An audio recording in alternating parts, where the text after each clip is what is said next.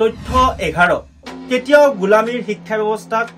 শুধৰাব চেষ্টা নকৰিলে ইয়াৰ অৰ্থ এটো যে শেষ কৰিব লাগে শেষ কৰিব নালাগে কিন্তু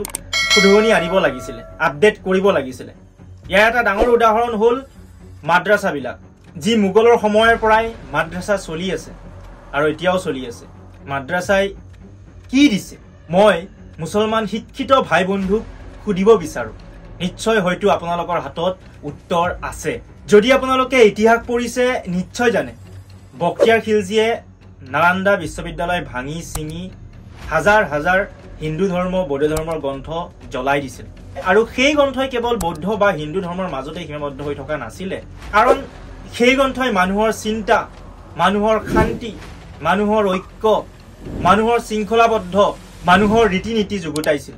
আৰু সেইবাবে দেশ বিদেশৰ পৰা নালন্দা বিশ্ববিদ্যালয়ত শিক্ষাৰ্থী ভৰি পৰিছিল কিন্তু আজিৰ সময়ত আমি ভাৰতবৰ্ষৰ লোকে বাহিৰত যাব লগা হয় বাহিৰত পঢ়িব লগা হয় কিন্তু সেইবোৰ যদি ধ্বংস নকৰিলে হয় আজিৰ ভাৰতবৰ্ষ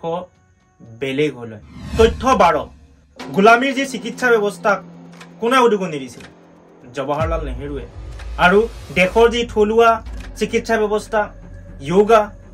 এইবোৰক ধ্বংস কোনে কৰিছিল এইবোৰক ধ্বংস কৰা বুলি নকওঁ বাৰু এইবোৰক ওপৰত যাবৰ কাৰণে পথ দেখুৱা কোনে নাছিলে বুলি ডাইৰেক্ট ক'ব পাৰি জৱাহৰলাল নেহৰুৱে ইয়াৰ উদাহৰণ হ'ল 1956 চনত বনোৱা ল কেতিয়াও চেষ্টা নকৰিলে ভাৰতৰ যি চিকিৎসা ব্যৱস্থা ভাৰতৰ যি যোগা সকলোৰ বস্তুক ওপৰত লৈ যাব লাগিব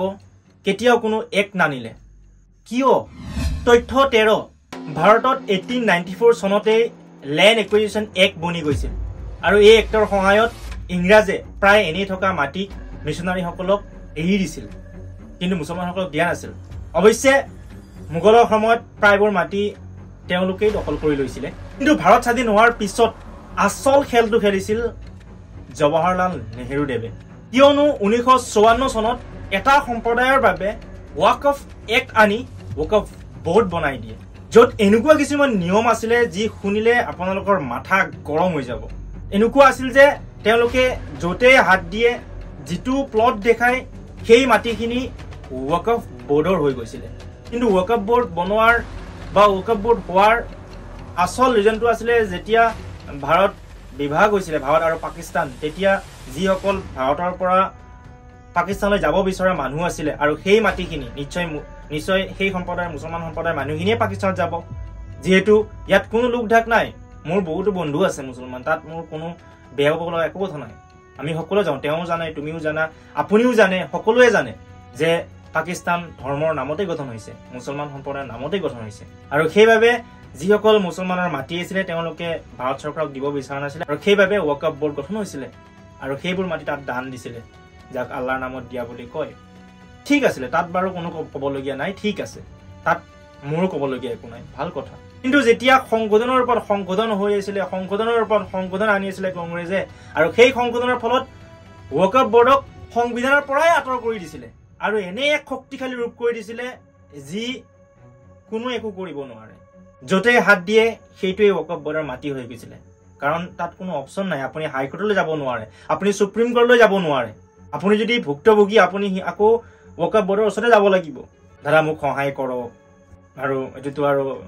হাঁহি উঠা কথা যে যদি তেওঁলোকেই বিচাৰিছে সেইখিনি তেওঁলোকৰ মাটি বুলি তেওঁলোকেতো বিচাৰে আৰু নকওঁ বাৰু আৰু সেইবাবে মোৰ ভাৱ হয় যে দেশ স্বাধীন হৈছিল যদিও কংগ্ৰেছীসকলৰ বা মই ডাইৰেক্ট নাম লৈছো কাৰণ তেওঁলোকেই কৰিছিল এই কামটো জৱাহৰলাল নেহৰুকেই মই কৈছো তেওঁলোকেই কৰিছিল এই কামটো ইন্দিৰা গান্ধীকেই কৈছো কাৰণ তেওঁলোকেই কৰিছিল এই কামটো যদিও দেশ স্বাধীন হৈছিলে তেওঁলোকৰ চেঞ্জ হোৱা নাছিল তেওঁলোকৰ মানসিকতা তেওঁলোকৰ ঐক্যতা কেৱল নিজক সুৰক্ষা কৰি নিজক শক্তিশালী কৰি কেনেকৈ ওপৰত যাব পাৰো কেনেকৈ মই হৈ থকাৰ যি এক পৰম্পৰা সেইটোৱেই চলি আহিছিল ফলত আমি বহুত পিছত আমি চীন দেশৰ কথা কওঁ চীন আৰু ভাৰত চীন কেনেকুৱা আছিলে আৰু ভাৰত কেনেকুৱা আছিলে কিন্তু ভাৰত কেনেকৈ চলি আছে কেনেকৈ ওপৰত গ'ল ভাৰত আৰু চীন কিমান ওপৰলৈ গৈ পালে আমি কেতিয়াও অনুভৱ নকৰো কোনোবাই ক'ব পাৰে যে চীনত অমুক চীনে এনেকুৱা কৰে চীনৰ মিলিটাৰী এনেকুৱা মই সেইটো ক'ব নাযাওঁ বাৰু কাৰণ গণতন্ত্ৰৰ নিচিনা দেশ ভাল দেশ বিশাল মনৰ দেশ হ'ব নোৱাৰে কাৰণ সকলোৰ বাবে সমান সুবিধা আছে ইয়াত আৰু সমানেই সুবিধা পাওক সকলোৱে কিন্তু এটা সম্প্ৰদায়ক এটা ধৰ্মক টাৰ্গেট কৰিব কেতিয়াও নালাগে কেতিয়াও লগতে মনৰ কথা এটা কওঁ মই মুছলমান সমাজক বা মুছলমান সম্প্ৰদায়ক কেতিয়াও বেয়া নাপাওঁ কোনো দিন বেয়া পোৱা নাই কোনো দিন বেয়া কৰা নাই কাৰণ মোৰ যিখিনি মুছলমান সম্প্ৰদায়ৰ বন্ধু আছে বান্ধৱী আছে তেওঁলোকে কেতিয়াও ক'ব নোৱাৰে যে সংগতে এনেকুৱা কৰিছে সংগতে এনেকুৱা কৰিছা বুলি নাপাওঁ কাৰণ তেওঁলোকতো আমাৰেই মাজৰে এজন কিয়নো তেওঁলোকৰ যদি ইতিহাস চোৱা যায় কি নাম ওলাব তেওঁলোকৰ পূৰ্বপুৰুষৰ নাম কি ওলাব মই ক'ব নাযাওঁ হয়তো আপুনিও জানে ময়ো জানো